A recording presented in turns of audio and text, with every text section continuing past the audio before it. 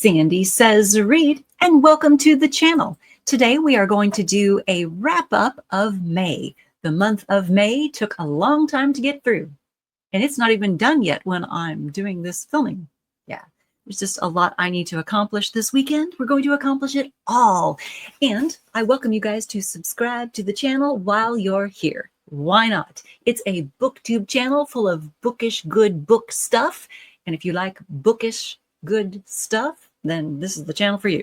Yeah, here we go. Let's wrap up some book things. I've got notes. We can't do it without the notes, you guys. It's just the way my brain's going to work. For the May wrap up, let's get health stuff out of the way first, because I'm still spinning.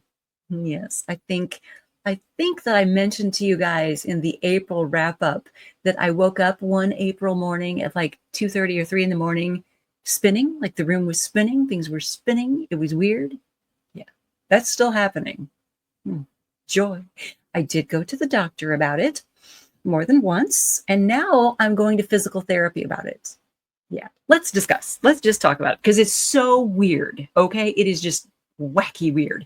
Apparently, and I had this wrong. I've told people this incorrectly, and I think now I've got it right. Maybe the physical therapist explained it better. There are crystals in your ears, but they're not in your eustachian tubes. They're in like the ear canals. There's like 3 parts of canals in there, and they're in one of those canals. And apparently mine popped out. The crystals popped out, not the canals. The crystals popped out of place because of pressure. Like when you're in an airplane, type pressure can cause this. And I believe it. I've been recently, like before April 15th, I was recently, prior to that, in a plane. And I remember there being just this horrible pressure and it hurt. And I thought I was just experiencing sinus pressure, as you do sometimes in the plane, and it hurts. And you have to like chew gum and rub your ear and yeah. Okay, whatever. My crystals apparently popped out, and to fix that, you go to physical therapy and they make you lay your head around. I didn't have to hang my head off of a table for this, but yeah, we did some stuff and things.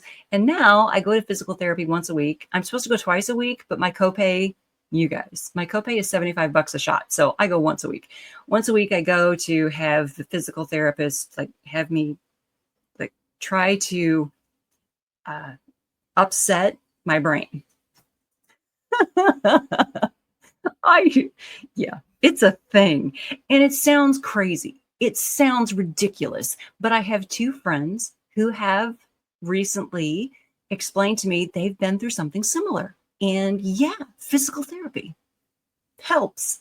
All right. My first like physical therapy session was just figuring out what was happening. And yeah, we think the right side of my head has something going on in there, and my brain is receiving signals differently from my eye and ear than it used to receive them. And so I get vertigo randomly, frequently, and random. I'm trying to fix it. And so that was the first session. The second session did not go so well. You guys, I'm going to just admit here on camera, I've told some people about it, so I think I can just admit this freely. I cried. Yeah, because I'm a wuss, apparently. But the stuff was just so weird and upsetting, and I was getting dizzy and vertigo, and it was upsetting my stomach. And I felt so frustrated and so stupid that I just started to cry. Yeah, and that ended our session. Imagine that. It has gone better since then. The third session went much better. So that's my health journey. Physical therapy to fix vertigo. Who knew? There's bookish news to talk about. We don't have to just talk about my health. There's bookish stuff going on too. Okay, so books that we read in the month of May to bring to you all here on the channel. We read The 13th Child by Erin A. Craig. That one fits the Fractured Fairy Tales and the Clock Reading Challenges. Yes, you might be wondering, 13, Sandy, there's no 13 on a clock. No, there's not, but there's a 1 and a 3 in 13. And so we're cheating and we're using it. Yay. So Yeah, we read The 13th Child. I did that review. That's a pretty long review. I divided it into 3 sections so we could talk about Godfather Death, the fairy tale that it comes from. So we could do a short review and discussion, and then a review with spoilers. So there's 3 parts. And so people who don't want the spoilers can like tune out for the last portion. Yeah. Then I also read The Warden by Anthony Trollope, and that also had the heroines of Plumplington at the end of it in that book. That I enjoyed that a lot. I think I'm an Anthony Trollope fan. I'm a fan of his writing. I think I'm a fan of Anthony Trollope's writing. He had some issues, but yeah, that's good. Then I read Carpathia by Matt Forbeck. That was fun. I've got that review for you guys. Then I read Rapunzel's Prince. That took like an hour to read. It was quick. It's another fractured fairy tale. I'll be bringing that to you. We're going to talk about that in a second. Some more in a second. I also read The Figure by J. Patrick Lamar, and I brought you guys that review. And I think it's already uploaded. In fact, yes. Yeah, it's already uploaded here on the channel. So you guys can watch that. What else? Those are the only books I read in May. 1, 2, 3, 4. Well, that's 5. That's enough, right? Yeah. Okay. Next, what other bookish things were happening in May?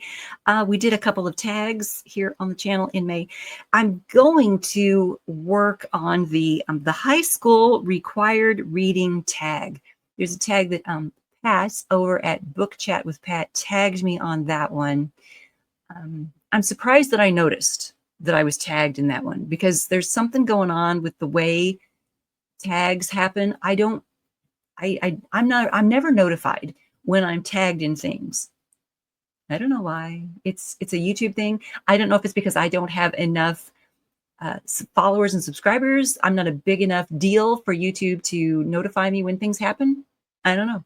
I mean, I'm a subscriber to Pat's channel and she's a subscriber to mine. So we are friends. So you think YouTube would tell me when a friend is tagging me in something. It's the same with Joe Linsdell. I never know when she's tagged me on something. It's the thing. Anyway, the point is I'm going to be working on the high school required reading tag soon. I have an issue with that tag. Oh, the drum. No, the issue is I can't remember anything. That might be menopause, right? Seriously, though, my high school career, you might call it, my high school career is segmented differently from most people's high school career, in that I went to junior high school at Hazelwood Junior High for 7th and 8th grade. Then we moved to a new school district. And yeah, that is a little traumatic. Yeah.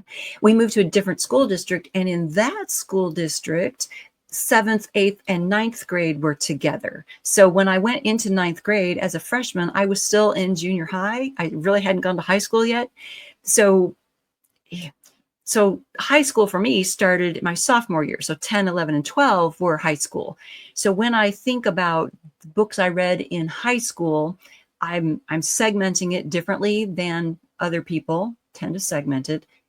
And I read a lot of books during the summers. So summers of junior high and high school, I was reading books that weren't being assigned to us in high school. So it's all a big fat blur. It's all a blur. It's all a blur, you guys. And then I read books in college that I had been reading during those summers. So it's all a blur. It's all a blur.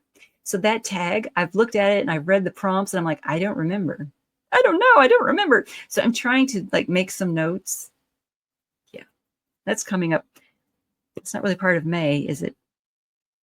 Let's get back to May. So in the month of May, we celebrated Dracula Day, which we're actually going to celebrate after I record this, but we celebrated Dracula Day with the review of Carpathia. Yay! We also celebrated New Moon on Monday. Yay! I believed that there were not going to be any New Moon on Mondays this year. At the beginning of this year, as a Durrani, when I get my new calendar each year, I go through and I look for the Mondays that will have a new moon, because I'm an obsessed Duran fan. I go through and I look for those and I mark them on the calendar so that I know when the new month appears, I can look and go, there's a new moon this month. And I can know to celebrate that like a crazed Duran fan would.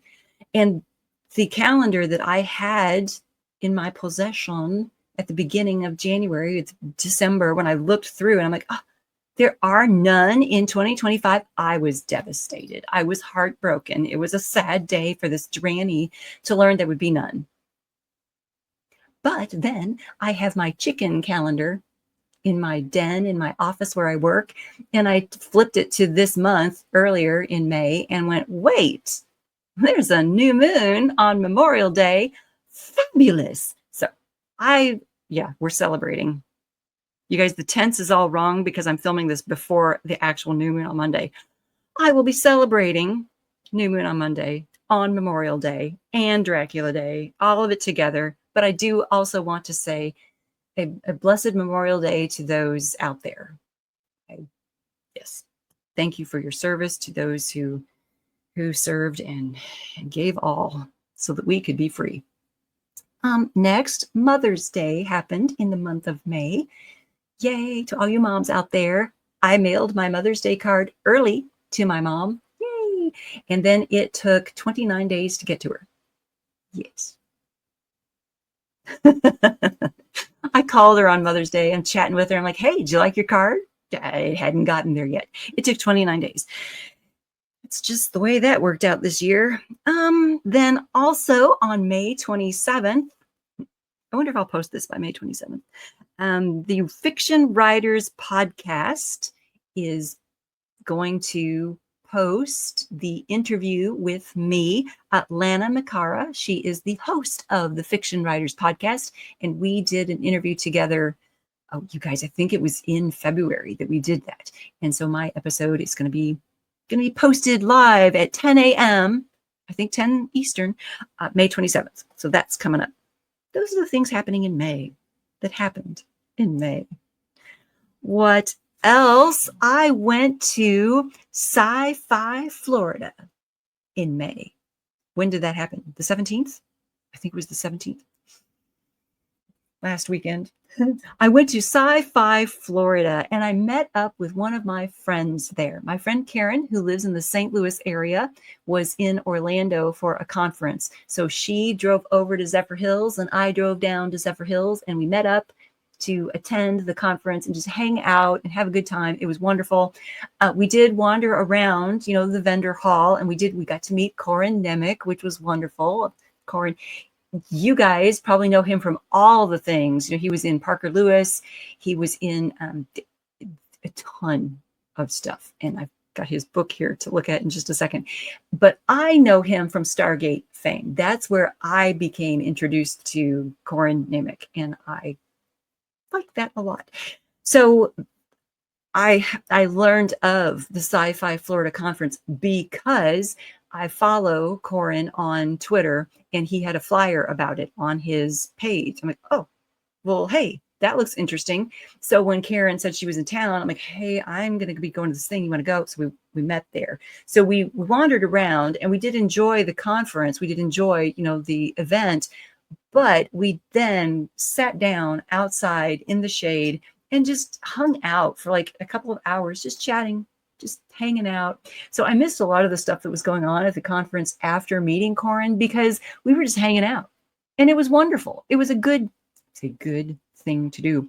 Okay, so shall we do a SyFy Florida mini book haul right now? Yes, we should. First on the stack is Rapunzel's Prince by Jessica K. Let me get that there where you can see it. There's a glare on it, so let's move it a little bit. You guys, what's happening? There you go. Rapunzel's Prince by Jessica K. This is a companion book to her book, Rapunzel. Is it just Rapunzel? Is that what she titled it? Just Rapunzel. Okay, I'm going to read you the bookmark. Rapunzel. My fingertips brushed against the uneven stones, tracing the faint outline of the door. I remembered the day she bricked it up with me inside. I had traced those seams more times than I could count. Years of wishes had worn the mortar smooth, but the barrier was no less permanent. I shuddered, the damp first floor of my tower only partially to blame. And that's from Rapunzel. It is the companion book to Rapunzel's Prince. This is the one I purchased. And when I was at her table and she was talking to me, I mean, it was pretty clear she wanted me to buy Rapunzel first and then this one. I got it, but I didn't want to buy Rapunzel. I wanted to buy the Prince's book because I know the Rapunzel story. And I got I got it. I understood that she wrote a twisted fairy tale. She wrote a retelling of Rapunzel. She wrote the story where Rapunzel rescues herself. Rapunzel saves herself. And it's not really a rescue, in fact. And we get that from this story. I've already read it. We get that from this story, in fact, where Rapunzel doesn't consider herself in need of rescue from the tower. She doesn't see it as being imprisoned so much as, although that kind of turns that on its head, doesn't it? Had warned the barrier was no less permanent. Interesting. In this book, I mean, Rapunzel does kind of say that she doesn't really see it so much as a prison as much as it was just her way of life. She was protected there, but she does get out of it, and she does have her adventures that we don't see because we're in the prince's point of view and we're seeing the prince's adventures in this book. And that's what I wanted to read. So I did. And I'm going to be bringing you that review shortly.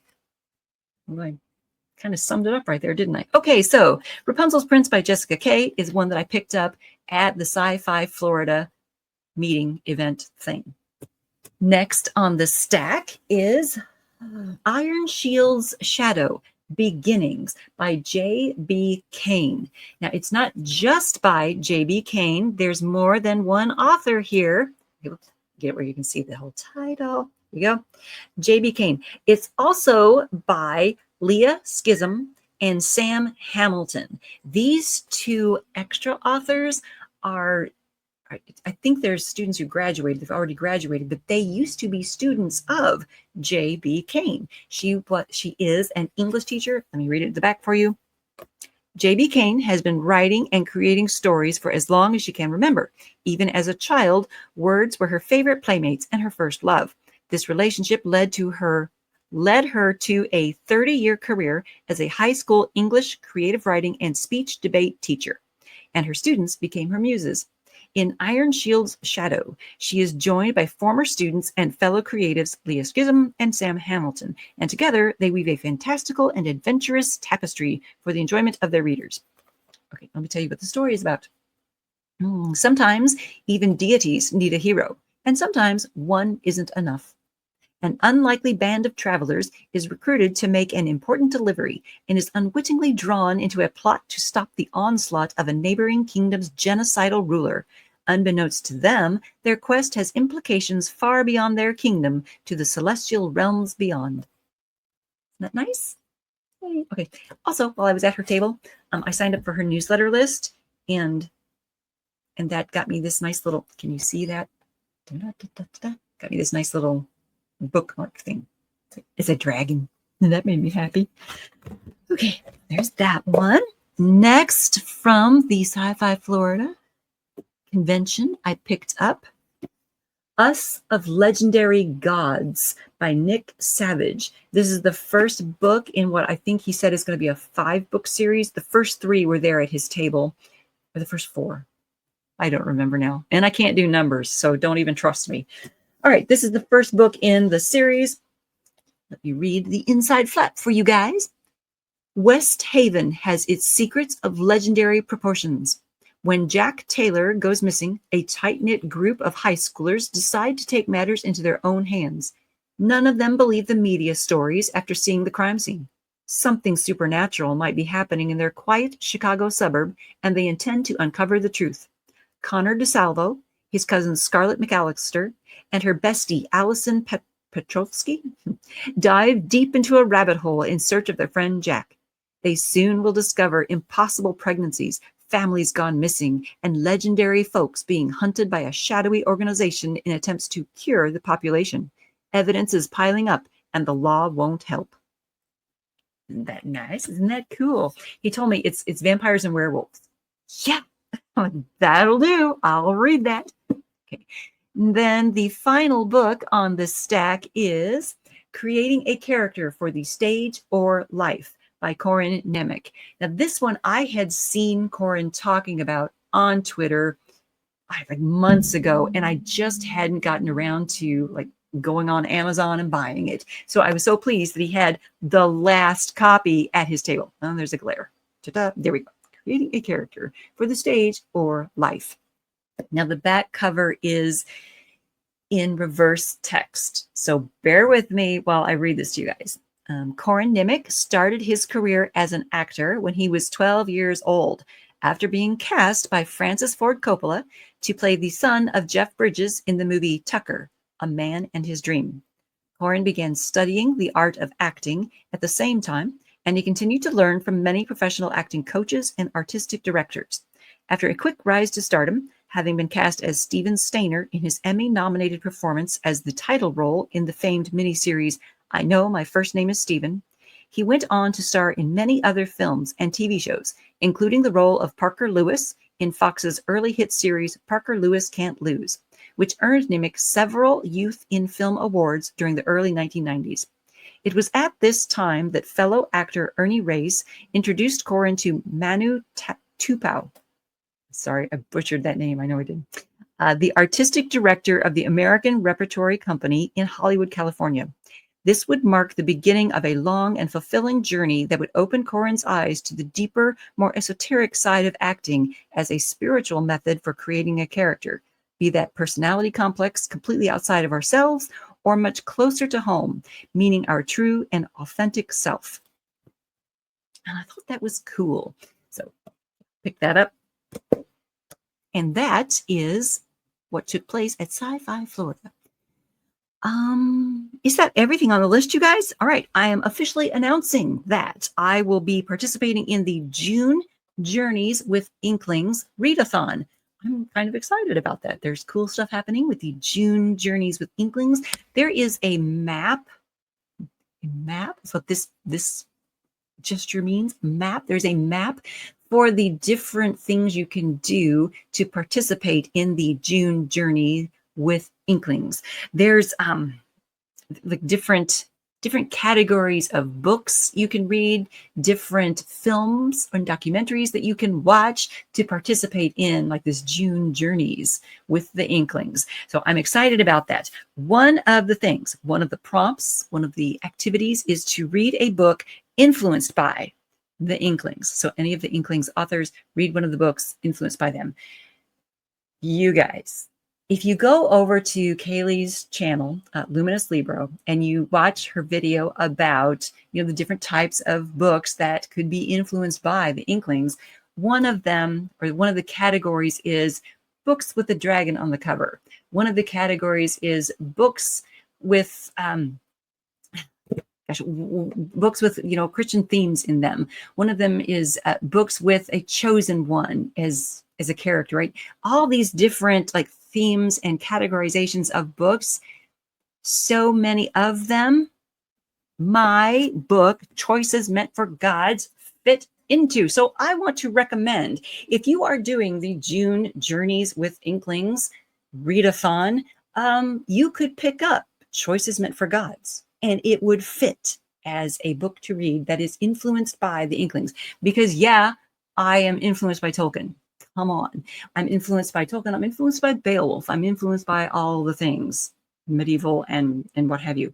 Now, that chosen one concept is a little bit, I don't want to say misleading, because Charisse, she is a chosen one, but she gets to make the choice.